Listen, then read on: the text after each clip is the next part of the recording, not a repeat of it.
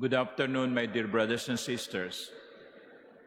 Yesterday, in the first reading, we heard the story of the death of David. But before he died, before he breathed his last, he told his son, Solomon, who will be his successor, to obey God, keep the mandate of the Lord.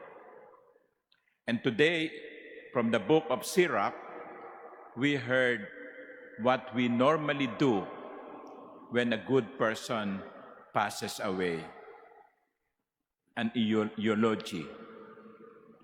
Kapag may namatay tayong kilala, kaibigan, kamag-anak, mahal sa buhay na mabuti, we are trying to recall the good deeds that he has done. Alam nyo, ngayon ko lang nalaman sa dami ng pumupunta sa burol, ang bait pala ng asawa ko, ang dami pala niyang natulungan. O kaya sinasabi ninyo, nung ang tatay ko nabubuhay pa, alam ko marami siyang ginagawa para sa ibang tao, pero hindi niya pinagsasabi. Pinupuri natin ang nagawang mabuti nung taong pumanaw. Our first reading is something like that. And David, in the first reading, was described, doing many things. He was a good king. He fought on behalf of his people.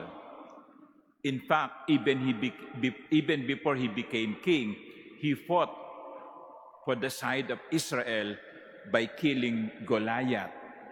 So sinabi din yun sa unang pagbasa. At sabi pa nga, he composed many songs. Do you know that the psalms that we used, the responsorial psalm, the psalms in the liturgy, all 150 psalms that we find in the Bible were written by King David. Isa siyang composer. Hindi lamang mabuting hari, hindi lamang mahusay na mandirigma, isa ring mahusay na kompositor. Of course, David has his faults. Lahat naman ng tao may mga nagagawang masama. He was an adulterer. He was a murderer. But the first reading said he was forgiven by the Lord for all his sins. The Lord forgave him his sins and exalted his strength forever. But you know, my dear brothers and sisters, among the many things that were said of David in the first reading, one thing stands out. And this is, with his whole being, he loved his Maker. With his whole being, he loved his Maker. Sa dinami-dami na sinabi tungkol kay David, yun ang pinaka-importante. Minahal niya ang lumikha sa kanya. Minahal niya ng kanyang buong buhay ang Diyos. I wonder, what do we wish people to say about us when we die? Kung mabalitaan nyo kayang namatay na ako, ano kayang sasabihin ninyo? Natatandaan ko na si Monsignor Rolly buhay pa, no? Ang sungit niyan eh. Yun, ganon. Hindi ngumingiti. Yun, ganon ba? Anong gusto nyong sabihin ng mga tao kapag namatay na kayo? Sana, kapag namatay tayo, ang sasabihin ng mga tao, minahal niya ang Diyos ng buong buhay niya. David was a God's lover. Was God's lover.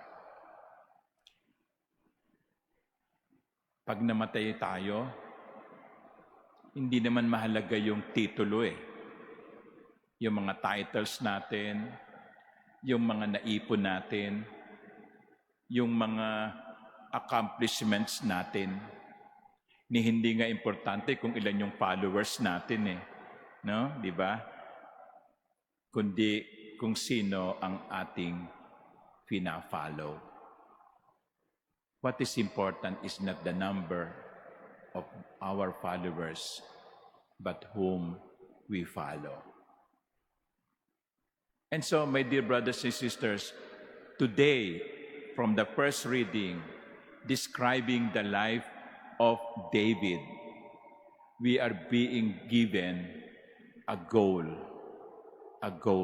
an end goal. Sana ito yung ating pangarapin, na kapag tayong lahat ay namatay, masabi din sa atin, with his whole being, he loved his Maker. Amen.